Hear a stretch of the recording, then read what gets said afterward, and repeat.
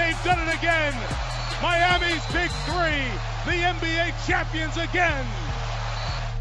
How's the Heat season gonna finish out this year? Your prediction?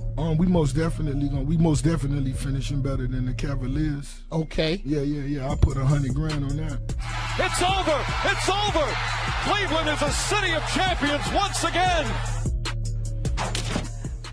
Our next guest, he was feeling a little optimistic there. Roller coaster of emotions with the arrival and departure of LeBron James on South Beach. We welcome rapper, entrepreneur, and obviously huge Miami Heat supporter Rick Ross to the desk. And thank goodness, new music coming our way. Rather You Than Me comes out on March 17th. Cannot wait for that. Thank you so much for coming up here to the cold. Thank you guys for having me. See you, absolutely. Yeah, a little shocked by the weather, aren't you? Too cold. It's way too cold for a Miami boy. Yes. Right? I want you to jump in on the earlier conversation we were having because I saw you shaking your head over there on the side. So LeBron playing obviously in Miami on Saturday and chose to sit. What's your reaction to that? As a fan, you're hugely disappointed. His connection with Miami fans is different. It's not just a regular athlete, not playing. This is LeBron James. He really came and recreated the energy and the synergy in our city. Our city created this franchise around LeBron James, D-Wade. Miami was dubbed Wade County up to that point, and D-Wade took a back seat to LeBron, and as well as the city did. And so for him to come to the city, for a lot of people, I'm pretty sure that may have been the reason they purchased the ticket. They may not have got to see LeBron play live since he left the city. Because when he left, his impact was so positive. We didn't hate LeBron when he left. I was still a LeBron fan, still is, Gave you 4 great years, no doubt. And we supported that. But most definitely, I'm sure more than half of those people in that arena wanted, and was disappointed when they realized, halftime they left, they didn't even come back. This is what I don't understand. LeBron comes to Miami. He has no connection with Miami other than everyone wants to be in Miami. Right. And they got Wade, and Wade got Bosh down there. Right. Who doesn't want to be in Miami, right? I'm still depressed I ain't been in Miami. He comes in, gives you 4 seasons. You go to the finals every year. You win back-to-back championships. Woo! Shouldn't you just be grateful for the fact that he brought you all that and stop complaining if he doesn't want to play? Wade's not there. Bosh isn't there. What's he going to do? What's the big deal? You got to win the game. Reggie Jackson left the Yankees. He came back, hit a home run off Ron Guidry as a little kid. I wish he hadn't have played. I don't want him to hit a home run off. No, that was Reggie Jackson. That's why you remembered it. It was Reggie Jackson. I wish he didn't hit the home run against us. I didn't want to. If it wasn't Reggie Jackson, we wouldn't have remembered it. But the point is, he came to the Yankees, gave him 5 years, won a couple World Series, and bounced. I didn't hold it against him. What are you holding it against him for? You couldn't take back the memories. You can't take back the memories. A lot of times, just as a fan, you want to relive those. And I know if I was there and I would have been on the wood and LeBron wouldn't have played, I would have talked crazy to the Cavalier players the whole night. That's one thing about Rose. When I'm sitting at the game and I'm on the wood, if I got a little friend or two that's running up and down, I'm going to keep it cool. If not, this ain't right.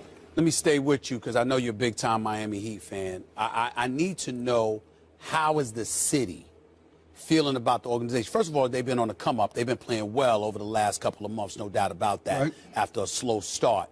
And they haven't fallen off the wagon. And Pat Riles is Pat Riles. I mean, Pat Riles is Riles. And Spoelstra's, I think he's one of the bright young coaches in the game. But how are y'all feeling about the organization, having lost LeBron, having let go of D-Wade, to lose out on him to Chicago? Kevin Durant elects not to come there. How's Miami feeling about the Heat? Huge loss. We most definitely endured a huge loss. That was as big as you could take. We actually watched the empire dismantle. We supported the team. I love to call it La Spoelstra Nostra. And we supported the team, and here we are. Right now, it's Waiters, it's Whiteside. We got some positive things happening, and we're going to support the team back. It's Pats. We could pull some things off over the next few seasons. It's interesting, too, because do you realize that the Heat creeping up that 8th playoff spot, probably play Cleveland in the first round of the playoffs if they make it there. Interesting. They won't be sitting for that. But faith in Pat Riley? I mean, is that the set now with Dwayne Wade gone? Is it all about the fact that you believe that Pat Riley get it done? You got to have something to hold on to. You can't take everything from us. He is the icon, the OG, the legend when he put his rings on. You know what I mean? He does look like Liberace. And he's no Phil Jackson as an executive. Let's remember that too. Jesus, Phil. He's no Phil Jackson as Jesus. That's right. Pray for the Knicks. Rick, on that note, mentioning New York, though, over the weekend, obviously, as someone who can't even work out without music, they decide to kill the music for the first half of the Knicks game. Draymond Green comes out and says it's pathetic and it's disrespectful. They wanted to hear just the sounds of the game. What's your thoughts on that? It was disrespectful to the culture. You got to imagine sitting in there listening to sneakers go, chirk, skirk, skirk, skirk. I mean, these the tallest dudes in the world, and they sneakers and their feet are the biggest, so their skirts, it's different. It's different. And for you to have to endure that when you could have easily been listening to Rick Ross or Meek Mill or Wale. To get you going. Jay-Z. That's how you shoot from half court.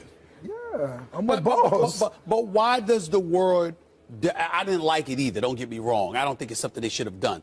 But why does the word disrespect, like Draymond Green echoed, and you echoed it yourself, why does that come into play when they just tried something for the first half and it didn't work? Why do y'all think it was disrespectful? Because if you're going to change the actual climate of the environment or the culture, that should be something that the fans have input in. Would the fans say no music, let's just listen to the skirts? Plus, if you're the Knicks and you are hot garbage, you got to depend on you that. want to take away entertainment value? And it's also for the players if they're used to playing with it. I get where it's not fair to them, like now we don't have that. You shoot with it, and you've been doing this your entire life. You go out and you just listen to the skirts. We're not unentertaining enough. We're not boring enough. Let's take away the music, see if we can make it less. Staying with the topic of the NBA. Right now, we've been talking all year long. Cavaliers, Warriors. KD goes down. Now people are wondering what's going to happen. When KD went down and you learned that he was going to be out probably for the rest of the regular season, what were your thoughts? Were you still looking forward to Warriors, Cavs, or you think somebody could get in the way? I'm still looking for Warriors, Cavs. I'm still confident. I believe in that. Who wins that? I believe it. Who wins that? The Warriors could possibly pull this off. If KD is healthy. If KD is healthy. And if KD's not healthy, it's a possibility he could be back, 4 or 5 weeks? Yes, right. Anytime you hear sprain, it's still optimism for a player to play. Well, let me tell you what problem I got with what you just said. I can't believe you, of all people, didn't pick this up, Rick Ross. Rose, I don't understand, because you're a Rough Rider. What did Cleveland do over the last few weeks? They added Darren Williams. They added Andrew Bogut, who played for the Warriors the last 2 years. They got this cat, Derek Williams. How did they beat the Warriors last year? Other than Steph Curry not being 100%, Draymond Green getting himself suspended, Andrew Bogut getting injured. The point is, Cleveland got physical. I'm saying Cleveland got physical. So now they added bodies. Their style of play is going to be more physical than the Warriors. But a Rough Rider like yourself is going to pick perimeter shooting Golden State, huh? I'm being optimistic for the Warriors. Why? Why you feel the need to be optimistic for the Warriors? Why? Because, I really want to show... for them? No. I'm not really rooting for them, but what I want to do is not let the whole KD transition be a disaster. Got it.